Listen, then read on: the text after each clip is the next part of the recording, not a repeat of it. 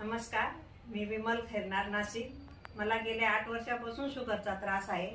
मी 8 वर्षापासून मेडिसिन खाते आहे. तर एक दिवशी नरेंद्र कदम सर अचानक आमच्या घरी आले, तर त्यांनी मला अमृत ज्यूस आणि डायबिटीजबद्दल माहिती दिली. तर त्याच्या आधी मी 3 जानेवारीला शुगर चेक केली होती, तर ती माझी जेवणाआधीची 130 आणि जेवणानंतरची 178 आली. 1 महिनाभर मी हे अमृत ज्यूस घेतलं आणि मी 6 मार्च रोजी शुगर चेक केली, तर माझी जेवणाआधीची 99 आणि जेवणानंतरची 132 आली. तर एका महिन्यात मला एवढा मोठा फरक जाणवलाय. तुम्हाला अजूनही काही फरक जाणवला का?